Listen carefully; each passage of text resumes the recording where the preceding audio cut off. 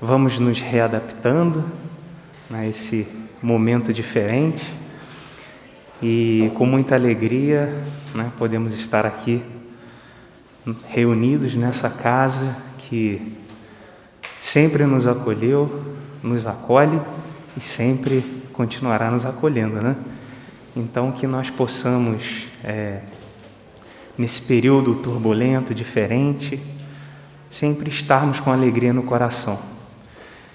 Então, agradecemos novamente a presença de todos, lembrando que esta palestra, ela está sendo gravada e posteriormente será disponibilizada aí para as pessoas poderem estar assistindo, posteriormente ou revendo, naturalmente, sempre bom a gente estar revendo, Relembramos dos celulares, aqueles que estiverem com os celulares ligados, que possam desligar para não desvirtuar as nossas atenções, Aqueles que estão vindo a primeira vez, tem alguém que está vindo a primeira vez? Na realidade é para trabalhadores, Então todos aqui já somos trabalhadores antigos dessa casa querida. Vamos fazer então a leitura da página.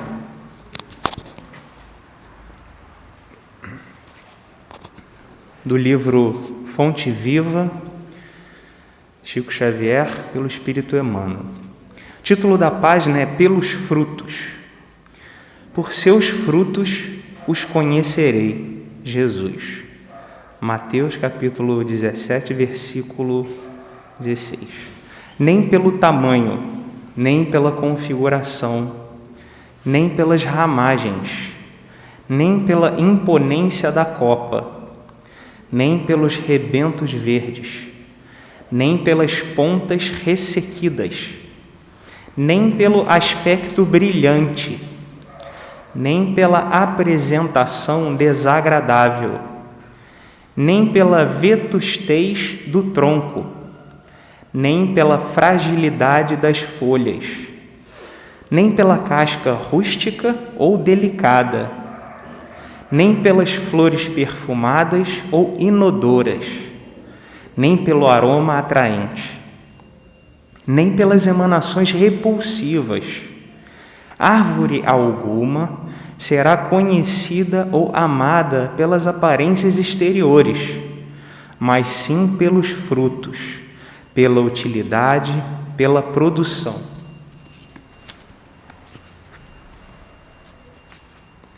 Assim também, nosso espírito em plena jornada.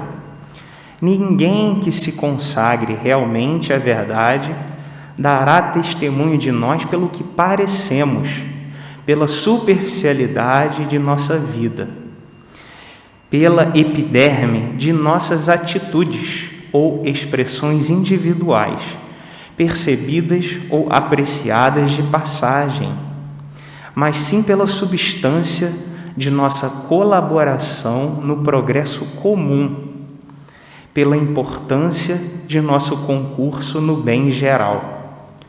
Pelos frutos os conhecereis, disse o Mestre.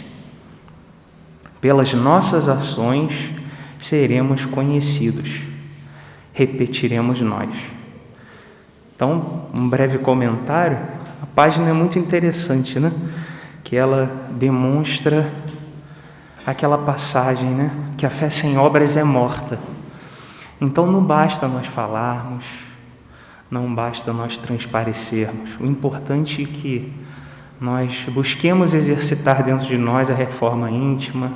É difícil? Sim, difícil. Mas é um exercício. Cada dia é um novo dia. Então vamos manter o nosso pensamento elevado, agradecer a espiritualidade amiga, aos mentores dessa casa espírita, a oportunidade de estarmos aqui reunidos e que nós possamos, neste dia belo, estar atentos ao tema que aqui será abordado e que ele possa tocar nas nossas almas, buscando nos transformar aos poucos e trazer reflexões para auxílio na nossa caminhada. que o nosso amigo que falará sobre o tema de hoje possa receber as melhores intuições do plano espiritual. Senhor Jesus, só temos a agradecer por tudo. Que assim seja, Senhor. Um bom dia a todos, que a paz de Jesus possa nos envolver. É tão bom vermos aqui corações amigos, nossa amiga Terezinha, nosso amigo Valdir, Dr. Carlos, sua esposa, enfim, esses corações que nós, ao longo da nossa estrada, aprendemos a conviver diariamente e nós sentimos falta desse encontro presencial. Então, sintam-se todos abraçados do fundo do meu coração, porque o desejo do amor, ele sempre vai brotar mais fundo, vai falar mais fundo em nossas vidas, porque é da lei que o amor vença sempre qualquer adversidade da vida. O tema que o Ari nos propôs para essa manhã, ele diz assim: nunca desistir de viver com Jesus. Nunca desistir de viver com Jesus. Eu diria aos senhores que cada vez mais que o tempo passa, nós sentimos essa real necessidade de buscar o Mestre Divino para os nossos dias, porque só Ele, com a sua palavra de amor, com o seu incentivo, com a sua dilatação do seu bem-querer ao próximo, é capaz de nos trazer um pouco mais de conforto para esse momento difícil. Aliás, não só agora, mas de tempos imemoriais que nós recordamos há 2000 anos atrás, a Terra sempre, os homens sempre viveram em conflitos, se não bélicos, mas também emocionais. Então, cada vez mais, a presença de Jesus em nossas vidas se faz necessária. Mas eu queria aprofundar um pouquinho mais esse estudo. Por quê? Eu lembro bem o Chico Xavier, as histórias do Chico, engraçadas como sempre, eles faziam ainda lá em Pedro Leopoldo aquelas sessões de materialização. E uma certa ocasião, era ele, Peixotinho, Arnaldinho Rocha, que era o marido de Meimei. Uma certa ocasião, eles estavam em plena sessão, a porta se abriu e entrou uma figura alta, com uma capa romana, e disse assim para eles: isso aqui está parecendo um jardim de infância. O espírita tem que se dedicar ao estudo, aos livros. Era o senador. E dali por diante, eles nunca mais enveredaram por esse caminho, para essas sessões da materialização. Por que eu estou falando isso? Porque a nossa literatura espírita é muito vasta, muito grande, imensa, e pouco pesquisada por nós. Eu me coloco nesse patamar. Depois de um certo tempo aqui, que a Terezinha me convidou para os trabalhos, para os estudos, é que eu fui devagarzinho, tomando o pé da situação, estudando mais atentamente o Pentateuco, estudando as revistas espíritas lá de Paris ainda, estudando as obras subsidiárias que são fundamentais em nossas vidas.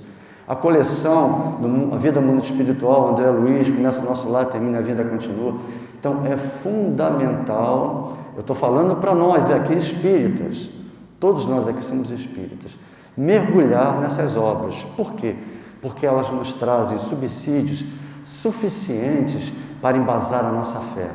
E Kardec dizia: a fé raciocinada, ela encara a razão frente a frente em qualquer situação da humanidade. Então, é fundamental. Então, conhecer Jesus um pouco mais profundamente é interessante, é a proposta.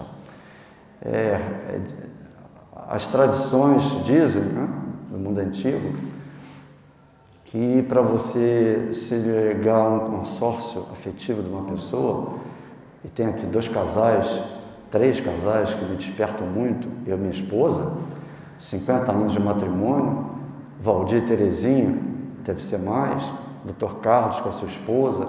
Então, o que diz para que isso aconteça? Para que o casamento dê certo, é necessário um conhecimento entre si. Namoro, noivado, depois casamento. Namoro, noivado, casamento. É certo que a turma de hoje já começa pelo final, né? Por isso, muitas vezes, não dá certo. Então, quando você vai conquistar uma amizade, você vai conviver com uma pessoa, você vai dedicar o teu bem-querer, receber o bem-querer daquela pessoa, é necessário, é indispensável você conhecê-la. Você se conhecer mutuamente, para que haja confiança, a confiança entre um e o outro. Caso contrário, restará dúvidas. Então, é importante a gente conhecer o terreno que a gente pisa, para que a gente não seja surpreendido pelas pedras do caminho, que já fazem parte de nossas vidas. Então, a obra subsidiária, principalmente do benfeitor Emmanuel, o qual eu sou apaixonado pelo Emmanuel, não tenho vergonha de falar.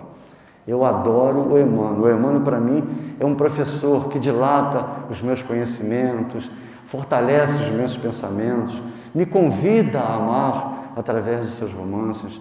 Então, o Emmanuel, junto com o nosso Chico, que a gente não pode esquecer, que esse mês, dia 30, faz aniversário de falecimento dele, não é isso? Então, são obras que a gente tem que se dedicar a estudar. Então, eu vou começar um pouquinho pela Revista Espírita de fevereiro de 1868. É uma comunicação de Lacordaire, que ele fala dos espíritos crísticos. Muito bem. Ele diz que, a partir do momento que o espírito puro atinge esse padrão de espírito puro, existe ainda uma escala a ser subida. E ele fala que, a partir dessa escala, você passa a ser eleito, o eleito do Senhor Supremo do Universo. São espíritos crísticos eleitos pelo Senhor Supremo do Universo.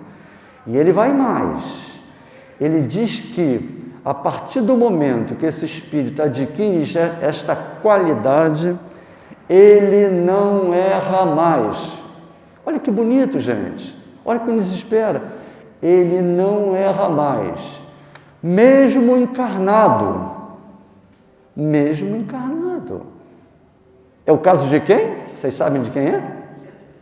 Jesus. Exatamente, Jesus. Isso em fevereiro de 1868. Vocês podem pesquisar. Revista Espírita. Os Espíritos Crísticos. Prendeu aqui. Muito bem. Passa-se o tempo, vêm as obras subsidiárias, e a gente vai encontrar uma coleção de informações dadas pelo senador, pela psicografia do Chico. Vocês conhecem o senador, não conhecem? Olha o estudo, hein? Vocês conhecem o senador? Não? Hein? Quem é ele? Sim, mas quem é ele? De você não vale, tinha que ser aqui dessa galera. Hein? Emmanuel, tá certo, o senador Emmanuel. Ele é o senador. Deve ser ainda o mentor espiritual do nosso amado Chico Xavier, que continua vivo entre nós. O espírito morre? Não, imortal. Então, o Chico está conosco. As orações podemos dirigir a ele, sim, pedindo a ele conforto, pedindo fortalecimento espiritual, porque ele conhece muito isso. Podemos envolvê-los em nossas orações. Muito bem. Então, eu vou no livro A Gênese Planetária. Aliás, eu vou no livro A Caminho da Luz. No primeiro capítulo, A Gênese Planetária, o Emmanuel, ele faz uma colocação que parece uma poesia.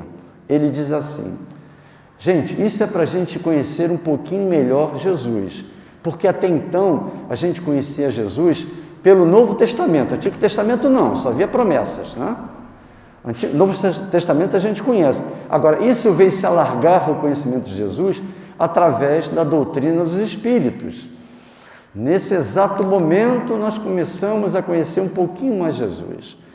E diz assim, esse primeiro capítulo, A Gênese Planetária: rezam as tradições do mundo espiritual que, na direção de todos os fenômenos do nosso sistema, existe uma comunidade de espíritos puros e eleitos pelo Senhor Supremo do Universo, se reportando à Revista Espírita, em cujas mãos, olha só como isso é importante, por que a gente tem que acreditar nesse Espírito, em cujas mãos se conservam as rédeas diretoras da vida de todas as coletividades planetárias.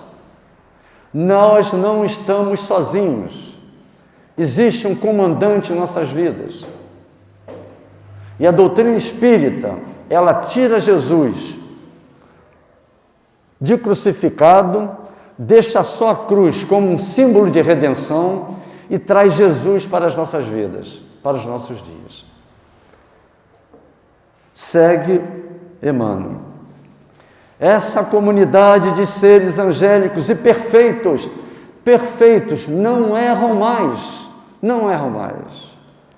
da qual Jesus é um dos membros divinos, ao que nos foi dado saber, apenas já se reuniu nas proximidades da Terra para a solução de problemas decisivos da organização e da direção do nosso planeta por 2 vezes no curso dos milênios conhecidos. Vocês conheciam isso? Sejam sinceros. Quem conhecia, levanta o dedo. Olha só.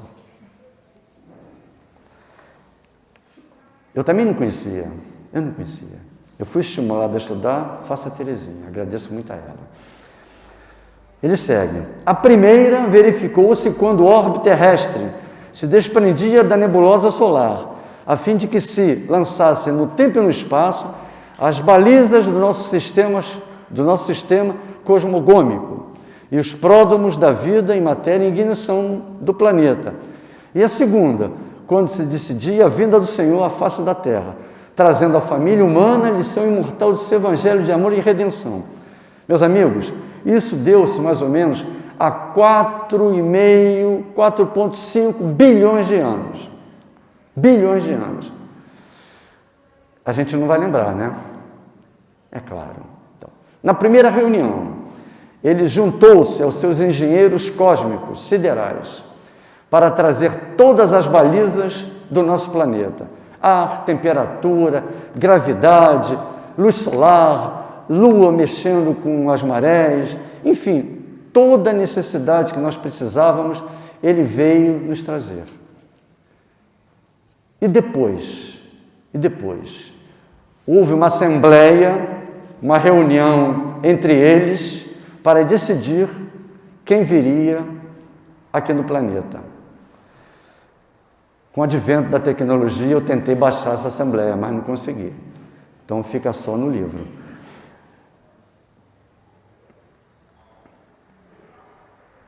E mais, no livro Consolador.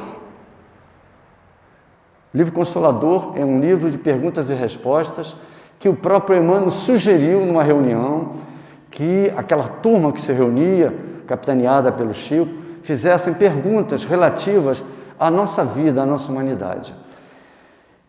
E a pergunta foi assim: os espíritos elevados, como os profetas antigos, nós sabemos que os profetas, eles são as vozes de Deus aos homens. Esses são os profetas. Devem ser considerados como anjos ou como espíritos eleitos. E o Emmanuel diz assim: como missionário do Senhor, junto à esfera de atividade propriamente material. Os profetas antigos eram também os chamados a luminosa sementeira. Eles eram enviados divinos para abrirem caminho à chegada de Jesus. Vocês lembram disso, né?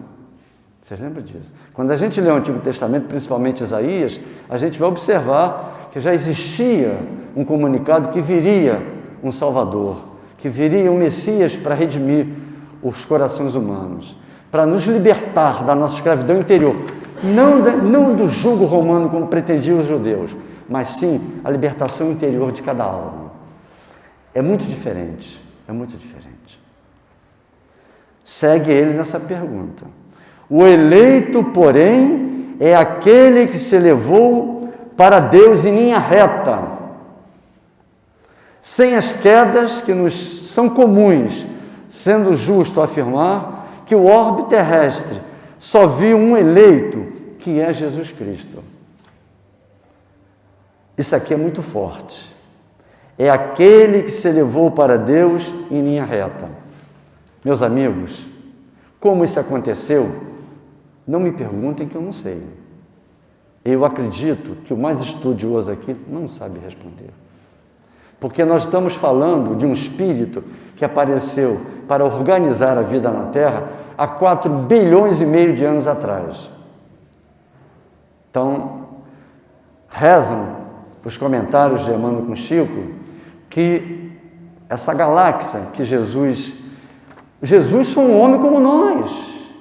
Jesus foi um homem como nós. Que essa galáxia que ele evoluiu não existe mais. Não existe mais. Levando isso em conta que os cientistas nos dizem que uma galáxia, né, a nossa Via Láctea, ela dura em torno de 13 a 15 bilhões de anos. Depois ela por si só começa. Por quê? Porque a vida ela é contínua. O universo não para de se expandir. Tudo é movimento na Terra, nada se perde. Nada se perde. Tudo é continuidade. Muito bem. Seguindo no livro A Caminho da Luz, a vida organizada. Olha o que Jesus pretendia nos oferecer com seus engenheiros cósmicos, há 4,5 bilhões de anos atrás. Ele diz assim, isso é Emmanuel, pensamento de Jesus, o ideal de beleza foi a preocupação dos primeiros momentos, no que se referia às edificações celulares das origens. É por isso que, em todos os tempos, a beleza junto à ordem, constitui um dos traços indeléveis de toda a criação, tudo obedecendo a um plano pré-estabelecido pela misericordiosa sabedoria do Cristo, consideradas as leis do princípio e do desenvolvimento geral. Esse é Jesus Cristo. Esse é o espírito que nós nunca podemos abandonar. E quando ele chega, meus amigos, ele parece até um jovem revolucionário prepotente. Não é verdade? Na verdade, ele não parece aquele jovem revolucionário prepotente, que para muitos ele era arrogante? A gente vai ver isso aqui no Evangelho segundo o Espiritismo, capítulo 1. Eu não vim destruir a lei. Olha, com segurança que ele fala isso. Ele estava falando da lei mosaica, que era adorada em verso e prosa pelos judeus. Eu venho adaptá-la à sabedoria do momento de cada criatura, expandindo o amor, porque até então Deus era olhado como uma criatura, como um ser vingativo. E ele veio mostrar que o Deus de Jesus, o nosso Deus, ele é um Deus de amor, infinito, fazendo com que tudo possa se renovar à face da terra em nossas vidas. Uma vez eu escutei uma palestra do Haroldo, vocês conhecem bem o Haroldo, né?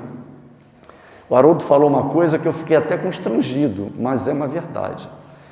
Ele disse assim, o Haroldo é forte, né, nas colocações. Ele disse assim, Deus é tão misericordioso que ele coloca um verdugo no ventre de uma vítima. É forte, não é? É forte. E é verdade. Esse é o Deus de Jesus, o Deus de amor, o Deus de caridade.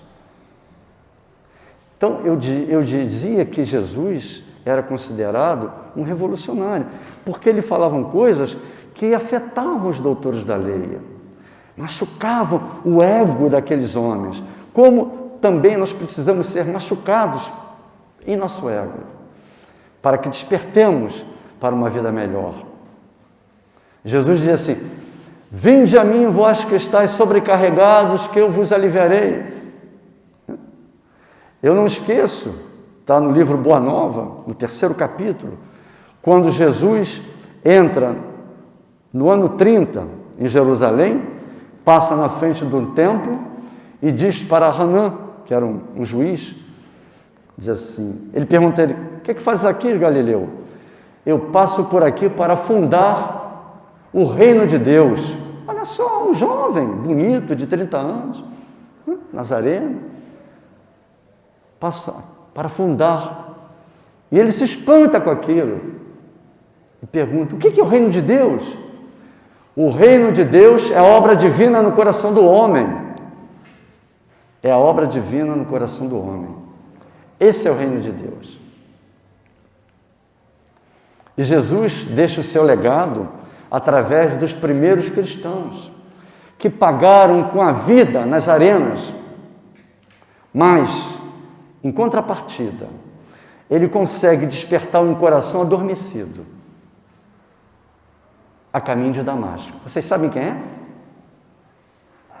Hein?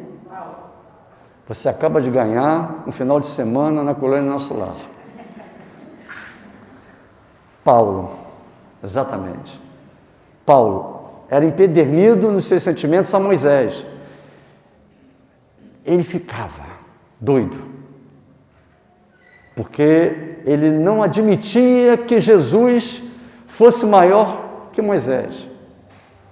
E Emmanuel diz assim: Moisés é a chave, Jesus a porta. Bonito, né, Emmanuel? Bonito. Moisés é a chave, Jesus é a porta. Por ele é que nós alcançaremos a nossa redenção. E não se iludam.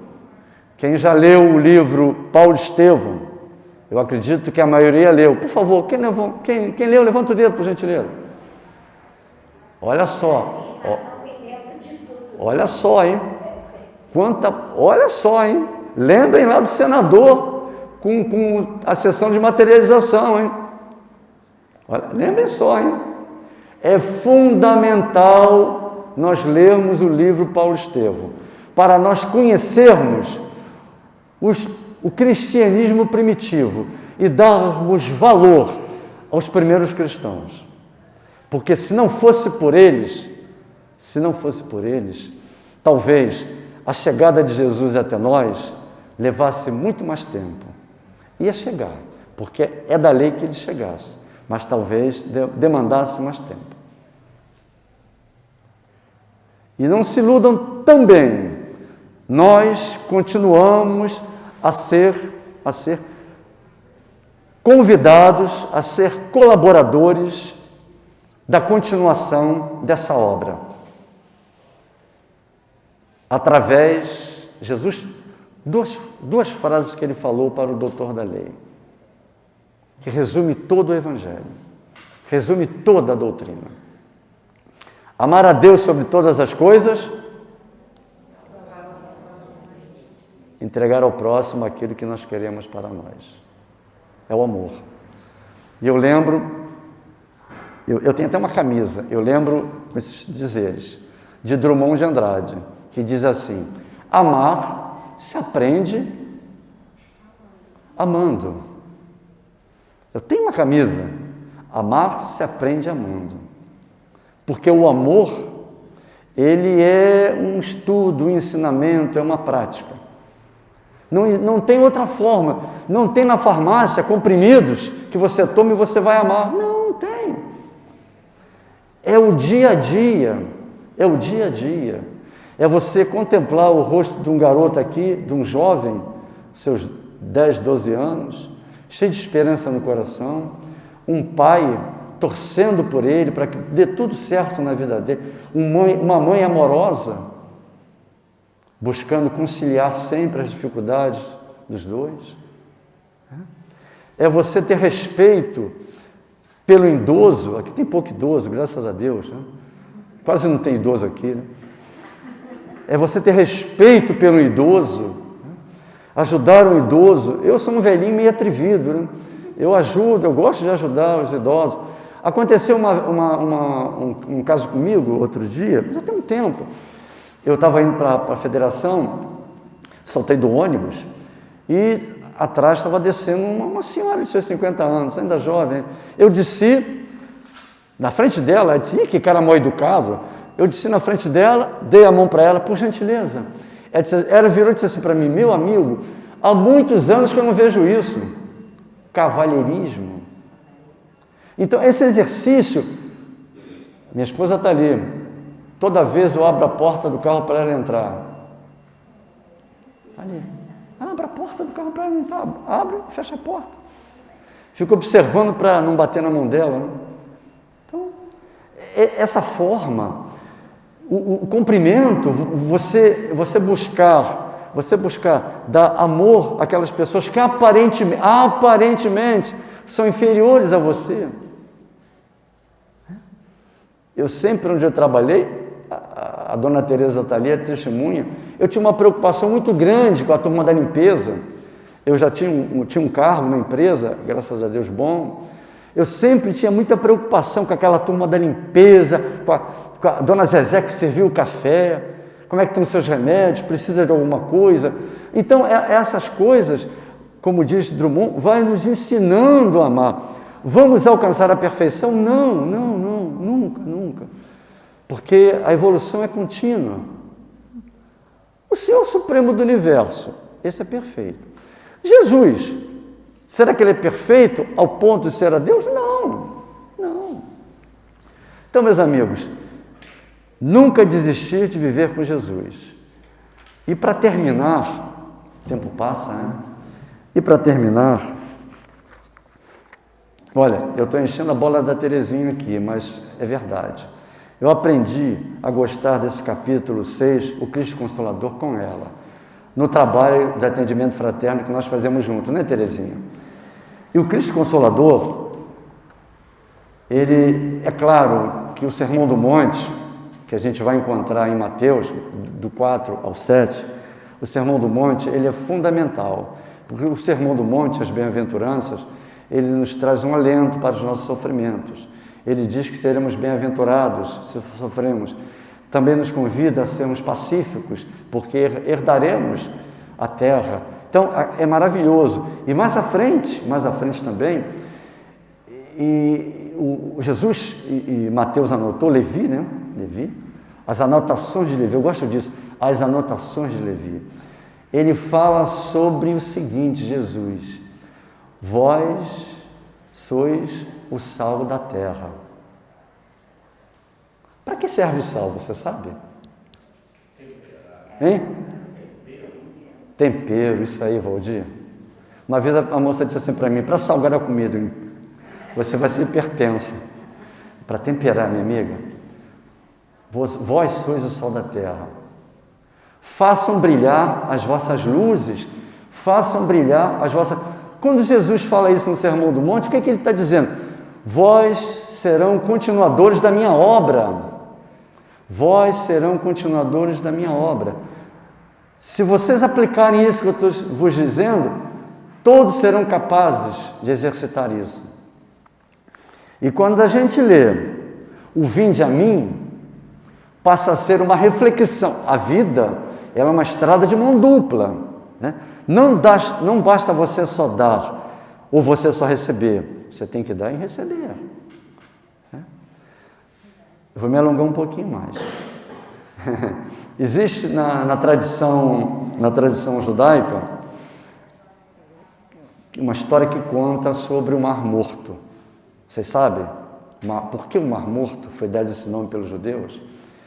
Pelo seguinte: o lago de Genezaré, ele recebia as águas da colina de Golã, né? Aquela colina de Golã, pelas suas geleiras, pelas suas nascentes, ela jogava aquela água no lago de Genezaré. E ele repassava para o Rio Jordão, que descia até lá ao sul da Palestina. Descia até o sul da Palestina. Ele ficava com aquela água. Então, por isso que ele é salgado. Você boia lá que tu não vai afundar. Então, ele foi chamado do Mar Morto, porque ele recebia e não entregava. Então, a vida ela é feita para você saber receber, saber entregar, mas também saber receber. Então, o jugo leve diz assim: vinde a mim, todos que estáis aflitos e sobrecarregados, que eu vos aliviarei. Tomai sobre vós o meu jugo e aprendei comigo, que sou brando e humilde de coração, e achareis repouso para as vossas almas, pois é suave o meu jugo e leve o meu fardo. Suave o meu jugo é uma cobrança, meus amigos. E Kardec, inspirado pelos benfeitores, diz assim: entretanto, faz depender de uma condição a sua assistência e a felicidade que promete aos aflitos. Essa condição está na lei por ele ensinada, seu jugo. É a observância dessa lei, mas esse jugo é leve e a lei é suave, pois que apenas impõe como dever o amor e a caridade. O amor e a caridade. Meus amigos, este é Jesus, que nós nunca devemos desistir, porque Ele está sempre em nossas vidas. É o nosso amigo diário. Descido da cruz. Eu não gosto de ver Jesus na cruz. Para mim isso é covardia. A cruz, sim, ela é um símbolo de redenção, porque através das nossas dificuldades, que simboliza Jesus, é que nós venceremos, é que nós galgaremos um degrau de evolução espiritual. Mas Jesus está aqui presente, redivivo em nossas vidas, nos convidando a amar e ser amado. Um bom dia a todos. Querida neta, bom dia. Vovó aqui está pela bela e confortadora obra de Jesus, nosso modelo e guia, com a permissão e amparo dos espíritos desse lar, espírita cristão, Unaí Monteiro de Castro. Netinha do meu coração e alma, como amo você e a família, que o Criador, Deus, nos proporcionou nessa última encarnação, nesse orbe de provas e expiações. Sou muito grata. Sei a sua lida nesse momento, sei bem o que passa em seu pensamento, de espírito em evolução e progresso. O planeta atravessa uma pandemia, parecendo que os desafios aumentaram. Querida, a partir de agora, o pensamento será o de luz e o de Jesus. A dor será trabalhada com seu bom amor, que foi trazido de outras vidas. Não pense na morte como o fim. Ela é o começo de uma nova jornada na sua boa existência eterna. Suas preocupações podem atingir seu corpo físico e espiritual. Portanto, siga a bússola do Evangelho de luz. O Evangelho contém o antídoto de qualquer provação, dor e pandemia. Jesus, vendo Magdala buscando o amor, ele abre as páginas do Evangelho de luz, aquele que nos dá o sol do novo amanhã. Jesus chama Pedro, Paulo, Zaqueu e outros. Jesus nos chama. O Cordeiro de Deus nos chama até hoje. Netinha querida, Jesus chama você nessa bela manhã a trocar a dor pelo amor. O amor que levou a Virgem Maria ao pé da cruz a proferir a frase: eis aqui tua serva, cumpra-se em mim a tua vontade. Querida, estuda, trabalha, ama e, sobretudo, perdoa.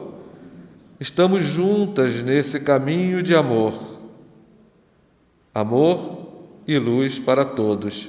Eis a nossa meta a partir de agora: amor.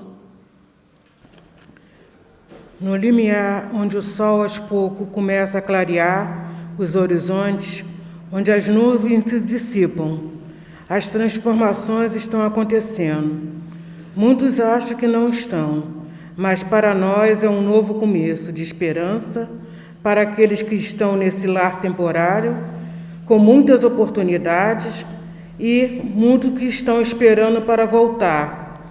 O Pai sabe que cada pensamento de todos, mas tenha fé, tudo passa, tudo vai passar, como sempre passa, um irmão da casa.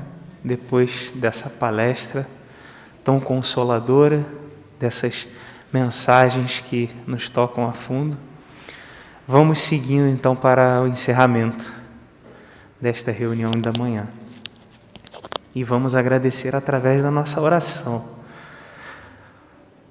mantendo nosso pensamento ligado ao nosso Mestre Jesus, aos mentores desta casa espírita, aos nossos anjos da guarda, a gratidão pela vida, pela oportunidade nesta caminhada evolutiva, agradecer pelas dificuldades como oportunidade de aprendizado e exercício de persistência nesta caminhada. Agradecemos a Ti, Senhor Jesus, por nos acolher em Teus braços, como irmãos queridos. Só temos a agradecer por essa manhã